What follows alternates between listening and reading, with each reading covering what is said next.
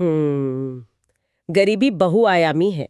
ये सिर्फ आय की कमी नहीं है, बल्कि स्वास्थ्य, शिक्षा और अवसरों तक पहुंच की कमी भी है। नमस्कार, और आज की हमारी इस गहन चर्चा में आपका स्वागत है। आज हम एक बहुत ही महत्वपूर्ण विषय पर बात कर रहे हैं, यूनिवर्सल बेसिक इनकम यानी यूबीआई।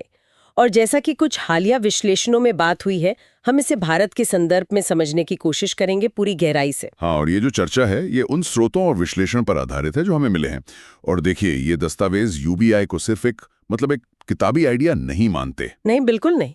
वो इसे आज की जो हकीकतें हैं उनको देखते हुए एक जरूरी नीतिगत जरूरत, एक पॉलिसी इम्पेरेटिव की तरह पेश करते हैं। हाँ, जैसे बढ़ती असमानता है, ऑटोमेशन का डर है, और भविष्य की अनिश्चितता भी। तो आज हमारा मकसद क्या है? हम इन स्रोतों के जरिए समझने की कोशिश करेंगे कि भारत में यूबीआई के पक्ष और विपक्ष में क्या मुख्य बातें हैं। हाँ, और अगर इसे लागू किया जाता है तो इसे क्या असर हो सकते हैं, क्या प्रभाव पड़ सकते हैं, और जाहिर है इसे लागू करने में चुनौतियां क्या होंगी, ये भी समझना जरूरी है। ठीक है, तो चलिए इस विषय को खोलते हैं। सबसे पहले तो यही सवाल उठता है कि यूबीआई की बात अभी इतनी क्यों हो रही है। ये जो दस्तावेज हैं, ये कुछ गंभीर संकटों की तरफ इशारा करते हैं। एक तो है ये बेतहाशा बढ़ती आर्थिक असमानता। हाँ, और आंकड़े तो वाकई चौंकाने वाले हैं। बताया गया है कि 2023 में भारत का गिनी गुणांक 75 तक पहुंच गया था। 75? और देश की कुल संपत्ति का 40% हिस्सा सिर्फ ऊपर के 1% लोगों के पास है। और टॉप 10% के पास तो करीब 77% संपत्ति है। ये शायद आजादी के बाद का सबसे ज्यादा असमानता का स्तर हो सकता है। फिर ऑटोमेशन का खतरा है। मैकिन्जी की एक रिपोर्ट का जिक्र है। हाँ, कि 2030 तक दुनिया भर में लगभग 80 करोड़ नौकरियां। हाँ, मतलब मशीनें ले लेंगी। और भारत का जो बड़ा तबका है, अनौपचारिक क्षेत्र वाला, जो सेमी स्किल्ड हैं, उन पर सबसे ज्यादा असर पड़ सकता है। और फिर ये गिग इकोनॉमी की अनिश्चितता है। आज काम है, कल नहीं। ऊपर से जलवायु परिवर्तन से विस्थापन हो रहा है, और इन सब का मानसिक स्वास्थ्य पर भी तो असर पड़ता है ना। बिल्कुल। और यहीं एक बड़ा ही दिलचस्प विरोधाभास सामने आता है, जिस पर यह सामग्री रोशनी डालती है। क्या? एक तरफ तो हम सुन रहे हैं कि भारत की जीडीपी ग्रोथ बहुत अच्छी है, 2023-24 में 8.4%। सुनने में तो बहुत अच्छा लगता है। हाँ, आंकड़ा तो प्रभावशाली है। लेकिन दूसरी तरफ 2023 की वर्ल्ड हैप्पीनेस रिपोर्ट, उसमें भारत 137 देशों में 126वें नंबर पर था। नेपाल, बांग्लादेश, पाकिस्तान, इनसे भी पीछे। हाँ, और यही वो बात है जो स्टिग्लिट्स जैसे अर्थशास्त्री कहते आए हैं कि जीडीपी सब कुछ नहीं बताता। सही कहा। वो लोगों की असल जिंदगी की गुणवत्ता, बराबरी, इन सब को नहीं मापता। तो जरा सोचिए, जैसा एक दस्तावेज में कल्पना की गई है कि हर जनधन खाते में एक छोटी सी रकम बिना शर्त नियमित रूप से आए, बिना किसी फॉर्म भरे, बिना सिफारिश के। इसका क्या मतलब हो सकता है? शायद ये कि ऐप पर काम ना मिले तो भी एक गिग वर्कर घर सब्जी ले जा सके। या एक रिक्शा वाले का बच्चा नए स्कूल सेशन में फटे जूतों की जगह नए जूते पहन सके। हाँ, तो ये यूबीआई का विचार एक तरह से इस सेंट्रलाइज्ड विकास को थोड़ा विकेंद्रीकृत करने जैसा लगता है, ताकि तरक्की सिर्फ एक्सेल शीट्स में ना दिखे, बल्कि हर घर तक पहुंचे। हाँ, और यहाँ दिलचस्प बात यह है कि ये सारे फैक्टर्स, असमानता, नौकरियों का खतरा, जीडीपी पर सवाल, मौजूदा वेलफेयर की सीमाएं, ये सब मिलकर यूबीआई को अभी इतना प्रासंगिक बना देते हैं। सही। ये कहीं ना कहीं इशारा करते हैं कि समाज और सरकार के बीच का जो एक पारंपरिक रिश्ता है, जो सोशल कॉन्ट्रैक्ट है, वो शायद कमजोर पड़ रहा है। हमारी जो मौजूदा कल्याणकारी व्यवस्थाएं हैं, वो अक्सर बिखरी हुई हैं, उनमें लीकेज है। और पात्रता के नियम इतने जटिल होते हैं कि कई बार जरूरतमंद ही बाहर रह जाते हैं। बिल्कुल।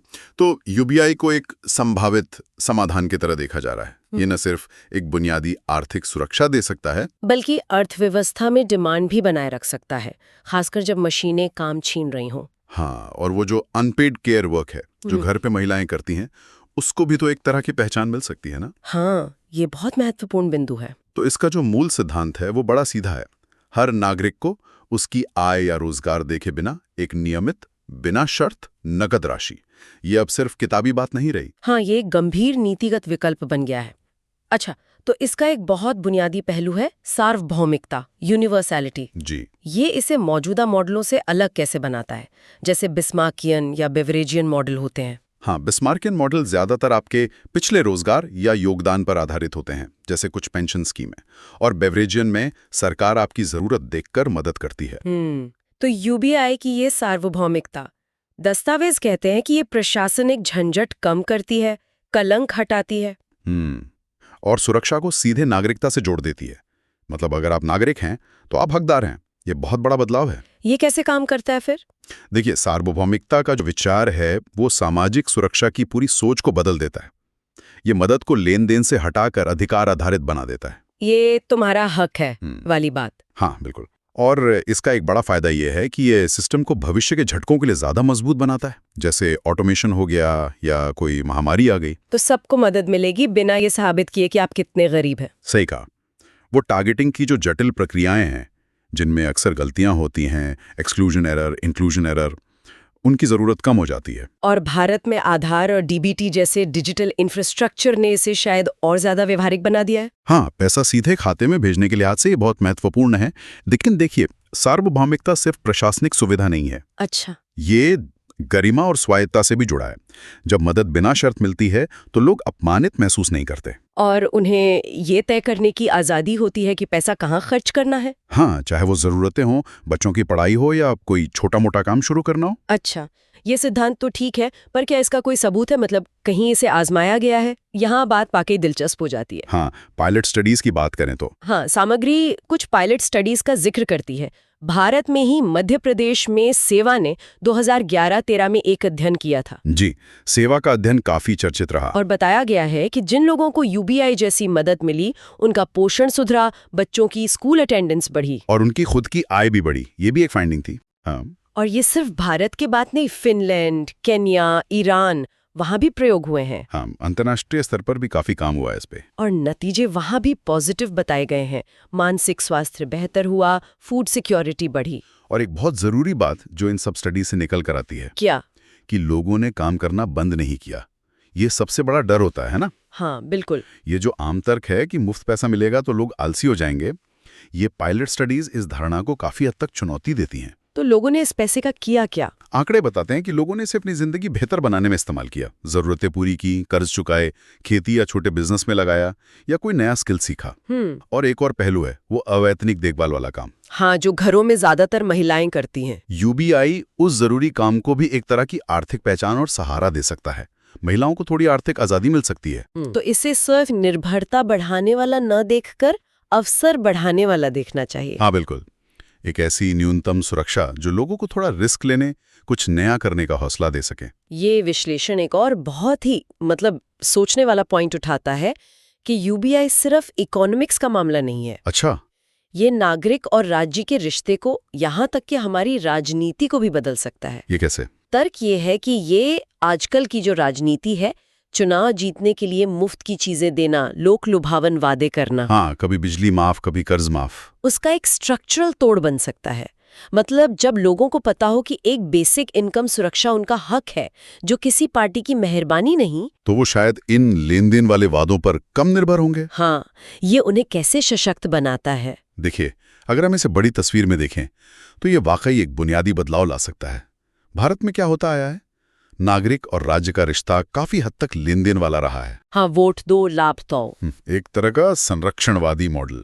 यूबीआई समीकरण को बदल सकता है जब लोगों को पता हो कि उनकी एक बुनियादी आर्थिक सुरक्षा है जो उनका अधिकार है, न कि किसी नेता या पार्टी का एहसान। तो उनका ध्यान शायद इन फौरी वादों से हटेगा। फिर वो सरकार से बेहतर सिस्टमिक चीजों की मांग कर सकते हैं, जैसे अच्छे स्कूल, अच्छी स्वास्थ्य सेवाएं, कानून का राज, पर्यावरण की सुरक्षा। हाँ, इस मायने में जैसा कि विश्लेषण कहता है, यूबीआई रिश्ते को उपभोक्तावाद से वापस नागरिकता की ओर ले जा सकता है। मतलब मुझे वोट दो ये लो से हटकर ये मेरा अधिकार है, अब अच्छी गवर्नेंस दो। बिल्कुल।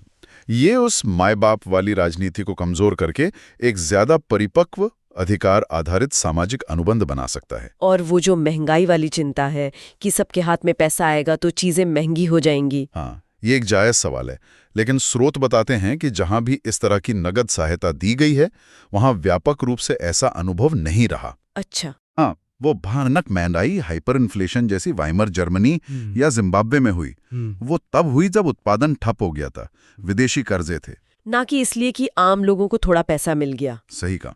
अगर यूबीआई को जिम्मेदारी से फंड किया जाए और सप्लाई बनी रहे तो ये महंगाई बढ़ाने के बजाय लोगों के लिए एक सहारा बन सकता है। लेकिन हाँ, चुनौतियां तो हैं और ये दस्तावेज उन्हें अनदेखा नहीं करते। बिल्कुल। सबसे बड़ी चिंता तो फंडिंग की है। पैसा कहाँ से आएगा? हाँ, ये सबसे बड़ा सवाल है। एक अनुमान है कि अगर गरीबी रेखा के बराबर भी यूबीआई देना हो तो जीडीपी का लगभग 5% खर्च हो सकता है। ये तो बहुत बड़ी रकम है। हाँ, तो या तो टैक्स बढ़ाने होंगे या सब्सिडी कम करनी होंगी या फिर सरकार को और कर्ज लेना होगा।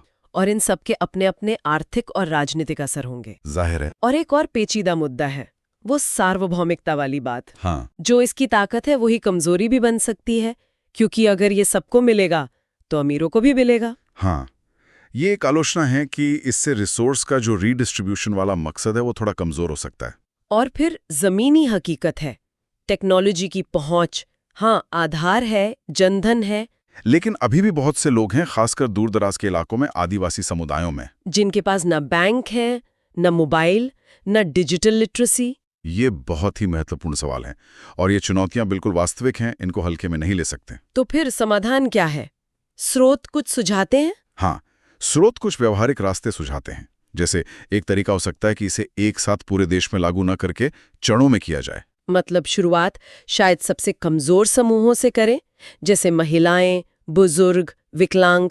हाँ, या कम आय वाले मजदूर।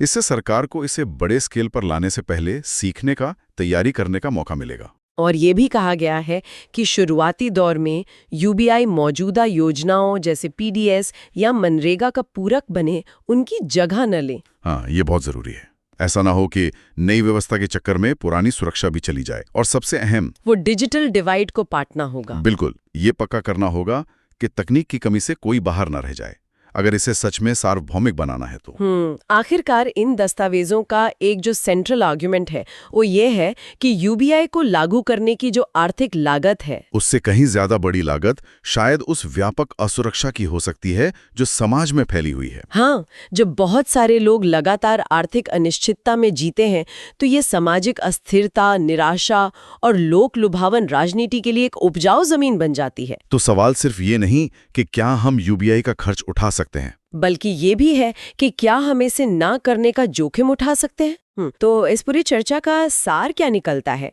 हमने देखा कि ये विश्लेषण यूबीआई को सिर्फ एक अकादमिक विचार नहीं, बल्कि आज की जो गंभीर चुनौतियां हैं, असमानता, ऑटोमेशन, अनिश्चितता, उनकी एक व्यावहारिक प्रतिक्रिया के रूप में देखता है। जी। इसकी मुख्य ताकत इसकी सार्वभौमिकता और सरलता में बताई गई है, जो इसे मौजूदा जटिल कल्याणकारी प्रणालियों से अलग करती है। हाँ, और पायलट स्टडीज से सकारात्मक नतीजे मिले हैं। पोषण, शिक्षा, मानसिक स्वास्थ्य में सुधार, और लोगों ने काम करना बंद नहीं किया। और शायद इसका सबसे गहरा असर नागरिक राज्य संबंध बदलने की क्षमता में है। हाँ, लेन देन वाली राजनीति से हटकर अधिकार आधारित नागरिकता की ओर। लेकिन चुनौतियां भी हैं, फंडिंग की, जमीनी स्तर पर लागू करने की, खासकर टेक्नोलॉजी की। बिल्कुल। इसे समेटते हुए यही कहा जा सकता है कि यूबीआई कोई जादुई छड़ी नहीं है। ये अपने आप में सारी समस्याएं हल नहीं करेगा, न नई नौकरियां बनाएगा, न हेल्थ केयर ठीक करेगा। सही, लेकिन ये एक आधार तैयार कर सकता है। आर्थिक सुरक्षा की एक न्यूनतम गारंटी, एक ऐसी नींव जिस पर लोग अपनी जिंदगी बेहतर बनाने की कोशिश कर सकें। हाँ, स्रोत इसे भारत की कल्याणकारी संरचना को 21वीं सदी के लिए आधुनिक बनाने की बड़ी बहस के केंद्र में रखते हैं। वो तर्क देते हैं कि भविष्य की सामाजिक सुरक्षा शायद जरूरत साबित करने के बजाय सार्वभौमिकता पर आधारित हो। और जैसा कि हम इस गहन पड़ताल के अंत में पहुंच रहे हैं, इन स्रोतों के आधार पर एक सवाल अपने श्रोताओं के लिए छोड़ जाते हैं। अगर आपको ये चर्चा पसंद आई तो लाइक और सब्सक्राइब करना न भूलें, और अगर आपके कोई सवाल है या आप अपने विचार साझा करना चाहते हैं तो कमेंट्स में ज़रूर लिखें। तो सवाल ये है, अगर यूबीआई वाकई लेन देन की राजनीति से अधिकार आधारित नागरिकता की ओर एक बदलाव ला सकता है, तो भारत जैसे विविधतापूर्ण और जटिल समाज में इसके और कौन से अप्रत्याशित सामाजिक या सांस्कृतिक परिवर्तन देखने को मिल सकते हैं जिनके बारे में हमने शायद अभी सोचा भी ना हो।